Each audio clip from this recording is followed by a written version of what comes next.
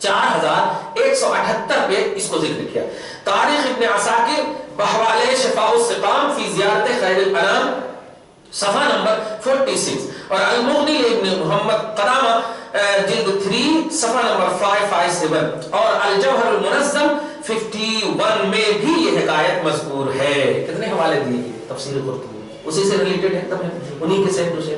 خیر دیکھتے چلے جائیں اسلاف کا عقیدہ اور آپ کو اسلاف کے حوالے سے جینا ہے. اللہ سبحانہ فرماتا ہے قرآن پاک میں سورہ توبہ آیت نمبر 119 میں یا ایھا الذین آمنوا اتقوا اللہ وکونوا مع الصادقین، اے ایمان والو اللہ سے ڈرو اور سچوں کے ساتھ رہو. یہ حضرات سچے ہیں، اس لیے سچے. ابن کثیر کے حوالے سے تو ہم عقائد کے باب میں تھوڑی سی خاموشی رہتے ہیں، مگر تفسیر قرطبی کے جو حامل ہیں ان کے بارے میں تو ہم ایک کہہ سکتے ہیں. خیر بہرحال ان کی تحقیق تو سچی ہے، سب نے مانی ہے. دیکھیں آپ اب آئیے جو مہینہ چل رہا ہے آپ کا تفسیر الجیلانی، اس کے بارے میں کیا ڈاٹا بتائیں. جو بھی چبھتا ہوا دل، محبت والا دل رکھتے ہیں غوث پاک کی مقامات کو، میرے ویڈیو میں بھی آپ دیکھیں شان غوث اعظم، یوٹیوب پر بھی دیکھیں تو آپ کو معلوم ہو جائے گا سیرت غوث اعظم کیا ہے. خیر تو تفسیر الجیلانی پیش کرنے کے لیے دیکھیے یہ تفسیر الجیلانی ہی ہے. یہ تفسیر الجیلانی ہے، ہمارے پاس 6 جلدوں پر مشتمل ہے، 6 جلدوں پر، اور ایجپٹ سے قاہرہ سے یہ کتاب ہمارے پاس موجود ہے. خیر تفسیر الجیلانی میں سورہ نساء نمبر 64 کے تحت امام شیخ عبد القادر جیلانی فرماتے ہیں کہ جاؤکا کی تفسیر کیا ہے، یعنی آپ کی بارگاہ میں آنے کا مطلب کیا ہے. تو تائبین معتذرین عما صدر عنہم فاستغفر اللہ مخلصین نادمین واستغفر لهم الرسول ايضا بالاستشفاع والاستدعاء من الله بالقبول بعدما جاءوا معتذرین. تفسیر الجیلانی شیخ عبد القادر جیلانی رحمہ اللہ صفحہ نمبر 49 جلد 1 مطبوعہ مرکز الجیلانی للبحوث العلمیہ استنبول. ترجمہ آپ کی بارگاہ میں آئے، اس حال میں آپ کی بارگاہ میں آئے کہ توبہ اور ان سے گناہوں سے عذر پیش کریں جو ان سے سرزد ہو گئے ہیں، اور معذرت خواہی کے ساتھ بارگاہ رسالت میں آنے کے بعد رسول بھی ان کے لیے مغفرت طلب کریں، ان کے رسول کو اپنا شفیع بنانے اور اللہ کی طرف سے قبول توبہ کی دعا کی گزارش کی وجہ سے اللہ تعالیٰ بھیج رہا ہے، یہ کرنا چاہ رہے ہیں. تو تفسیر الجیلانی سے بھی یہی عقیدہ ملا کہ اللہ کے رسول کی بارگاہ میں جانا بالکل ثابت ہے، گناہ اور توبہ کی قبولیت کا حضور کی بارگاہ سرچشمہ ہے کیونکہ 400-500 برس کے بعد ہے، اس کے بعد تو ہی لکھ رہے ہوں گے، تو اگر اس زمانے کے لیے خاص ہوتا تو لکھتے ہی نہیں. خیر اب آپ امام نصفی تفسیر نصفی آپ اس کے بارے میں بھی جان چکے ہیں، وہ کیا فرماتے ہیں دیکھیے. جاؤ کا معتذرین عما ارتكبوا من الشقاق فاستغفر الله من النفاق والشقاق واستغفر لهم الرسول بالشفاعة لهم والعامل فيه إذ ظلموا خبر أن وهو جاءوك بالمعنى ولو وقع مجيتهم في وقت ظلمهم مع استغفارهم واستغفار الرسول لوجدوا الله توابا رحيما. توجہ دی، آپ کی بارگاہ میں آنے کا مطلب کیا ہے؟ آپ کی بارگاہ میں آئے نفاق سے توبہ کرتے ہوئے اور شقاق سے عذر لاتے ہوئے، بے اختلاف سے جس کا انہوں نے ارتکاب کیا، پھر اللہ سے مغفرت چاہے نفاق اور شقاق دونوں سے، اور رسول ان کے لیے مغفرت طلب کریں، ان کے لیے شفاعت کر کے توجہ دیجیے. اور ایک تھوڑی سی تفسیر نحوی تفسیر کریں، اور اس ظلموں میں جو عامل ہے وہ اللہ کی خبر ہے، یعنی جاؤ کا ہے. مطلب یہ کہ گناہگاروں کا گناہ کے وقت آنا ان کے طلب مغفرت کے ساتھ اور رسول کی شفاعت کے ساتھ پایا گیا تو اللہ تعالیٰ کو یہ گناہگار توبہ قبول کرنے والا مہربان پائیں گے، ورنہ نہیں پائیں گے. توجہ نیز انہوں نے بھی آرامی کا واقعہ نقل کیا ہے. کون آرامی کا واقعہ؟ وہی قرطبی کا جو تفسیر ابن کثیر میں ہے. سمجھ میں آئے کہ بات؟ چلیے دیکھتے جائیے. تو یہ ایسا نہیں کہ اس کی سند موجود نہیں، سند موجود نہیں ہے تو یہ کوئی دیوانے نہیں ہے یہ مفسرین جو خالی پیش کرتے جائیں گے بلا سند کے. خیر اب آپ دیکھیے امام زمخشری تفسیر الکشاف، یہ چوتھی تفسیر ہو رہی، ابن کثیر، امام رازی اور تفسیر قرطبی، تفسیر الجیلانی 4-5 تفسیر نصفی اور تفسیر الکشاف 6ویں تفسیر ہوئی. جاؤکا کی تفسیر کرے تائبین من النفاق متنصلین عما ارتکبوا، یا منتصرین و متنصرین دون تنصل بھی. فاستغفر اللہ من ذلك بالاخلاص وبالعفو في الاعتذار اليك من ايذائك برد قضائك حتى انتصبت شفيعا لهم الى الله ومستغفرا لوجد الله توابا رحيما. ترجمہ سنیے.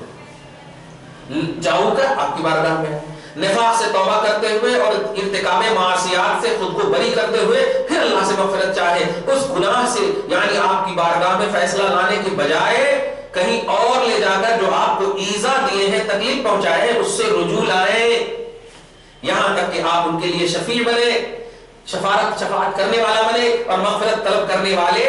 جب یہ دونوں بنے, مغفرت طلب کرنے والے بنے اور شفاعت کرنے والے بنے, تب جا کر کے وہ اللہ تعالیٰ کو توبہ قبول فرمانے والا اور رحم کرنے والا پائیں گے. آگے سمجھ میں چلیے. یہ تفسیر کشاف.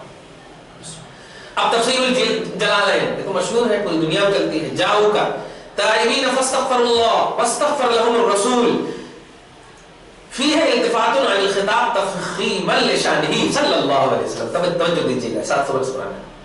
ترجمہ آپ کی بارگاہ میں آنے کا مطلب کیا ہے, وہی اسی پر تو اعتراض ہے نا سب کا. آپ کی بارگاہ میں آنا توبہ کرتے ہوئے پھر اللہ سے مغفرت چاہے اور رسول ان کے لیے مغفرت طلب کریں. توجہ دیجیے گا خاموش. اس کے بعد کہتے ہیں کہ اس عبارت میں صنعت التفات ہے. صنعت التفات کہتے ہیں بھائی پریزنٹ کی گفتگو کر رہے تھے تو پاسٹ کی طرف چلے جانا, پاسٹ کر رہے تھے فیوچر کی طرف چلے جانا. یہ تین ہی ہے نا. تو کہتے ہیں التفات ہے خطاب سے, حضور صلی اللہ علیہ وسلم مطلب خطاب سے التفات ہے. پہلے کہ آپ کی بارگاہ میں آئے, آپ کی بارگاہ میں, پھر اس میں کیا کہا رسول طلب کریں. تو آپ کی بارگاہ میں تو آپ طلب کریں ہونا چاہیے مگر نہیں رسول کی طرف سے. یعنی پریزنٹ تھا تو اس کی طرف پاسٹ کی طرف چلے گئے, پاسٹ کی طرف چلے گئے یا یوں کہو فیوچر کی طرف چلے گئے. تو دیکھیے گا اوپر جاؤ کا ہے جو خطاب کی ضمیر کے ساتھ ہے اور پھر استغفر لهم الرسول ہے. حالانکہ اوپر کے اعتبار سے استغفرتا ہونا چاہیے یعنی آپ طلب کریں مگر عظمت شان مصطفیٰ جو التفات میں پوشیدہ وہ اہل علم میں سبق نہیں. مطلب یہ ہے کہ اہل عرب جب بھی اس طرح کی گفتگو کرتے ہیں پرسنٹ کی گفتگو کرتے کرتے پاسٹ کی طرف چلے جائیں تو اہل عرب اس عبارت کو بہت عظیم الشان مانتے ہیں. اب آپ بتائیے اس آیت کریمہ کو عظیم الشان مانا جا رہا ہے اور کوئی کہے نہیں منسوخ ہے. استغفر اللہ غلط بات ہے. خیر آگے دیکھیے حاشیہ صاوی علی الجلالین, جلالین کا جو حاشیہ ہے اس کو دیکھ لیجیے. آپ دیکھتے جائیں کتنی تفسیر بیان کر رہا ہوں میں. استغفر لهم الرسول اي سامحهم وعفى عنهم وطلب لهم المغفرة لأنه تعلق بهم حقان, حق لله وحق لرسوله. کیا کہنا رسول ان کے لیے مغفرت چاہے کیوں؟ اس کا مطلب یہ ہے کہ رسول ان کی خطا کو درگزر کرے اور انہیں معافی عطا کرے, ان کے لیے مغفرت طلب کرے کیونکہ ان سے دو حقوق متعلق تھے, ایک اللہ کا حق اور ایک رسول کا حق, اس لیے دونوں سے معافی مانگنا ضروری ہے. خیر اب آگے دیکھیں تفسیر المظہری دیکھتے جائے آپ. جاؤ کا تائبین بالاخلاص فاستغفر اللہ بالتوبۃ عن النفاق واعتذروا الى رسول اللہ بالاخلاص. ترجمہ آپ کی بارگاہ میں آنے کا مطلب یہ ہے اخلاص کے ساتھ توبہ کرتے ہوئے پھر اللہ سے مغفرت طلب کریں, نفاق سے توبہ کرتے ہوئے اور خلوص اور للہ کے ساتھ بارگاہ رسالت میں بھی حضور لائیں تو اللہ تعالیٰ قبول فرمانے والا ہے ان کی توبہ. سمجھ گیا؟ خیر تفسیر الخازن دیکھیے آپ. تفسیر خازن بھی تفسیر کشاف کے موافق ہے. تفسیر کشاف میں کیا تھا کہ جو انہوں نے گناہ کیا ہے آپ پیچھے دیکھ لیں, نفاق سے توبہ کرتے ہوئے, ارتکاب معصیات سے خود کو بری کرتے ہوئے, یہ سب اگر کریں گے پھر رسول اللہ صلی اللہ علیہ وسلم کی بارگاہ میں رجوع کر کے شفیع بن کا عقیدہ رکھیں گے, وسیلہ کا عقیدہ رکھیں گے تو جا کر قبول ہوگا. تو تفسیر خازن بھی تفسیر کشافی کی طرح ہے. تفسیر بغوی علی ہامش خازن, خازن پر جو تفسیر بغوی ہے یہ بھی تفسیر کشافی کی طرح ہے. مطلب یہ کہ آپ اس کو سمجھتے ہیں. آخری میں تفسیر روح المعانی دیکھیے. خیر تفسیر روح المعانی ولو انهم ظلموا انفسهم وعرضوا للبوار من النفاق والتحاكم الى الطاغوت جاءوك على اثر ظلمهم بلا رئيس متوسلين بك تائبين على جنايتهم متوسلين. اور لوگ اگر اپنے اوپر ظلم کر لیں یعنی گناہ کر لیں تو کیا کریں گے وہ, اور نفاق کے ساتھ طاغوت کے پاس مقدمہ لانے کی وجہ سے ہلاکت انہیں آن لگے تو اے حبیب آپ کی بارگاہ میں گناہوں کی بنیاد پر بلا توقف حاضر ہو جائیں. سبحان اللہ. بغیر سوچے سمجھے سڈنلی امیڈیٹلی حاضر ہو جائیں اور اپنے گناہوں سے آپ کا وسیلہ لیتے ہوئے توبہ کریں تو اللہ تعالیٰ توبہ کو قبول فرمائے گا. یہ ہوئی سورہ نساء آیت نمبر 64 کی تفسیر. ایک تو ایگزیکٹ قرآن پاک دھیان دیجئے گا, جس میں کوئی بھی نسخ کا پہلو نہیں، کوئی بھی نسخ کا پہلو نہیں. میں نے ابھی قرآن صاحب قرآن ایک کتاب لکھی، اس میں بھی اس کا ذکر کیا ہے.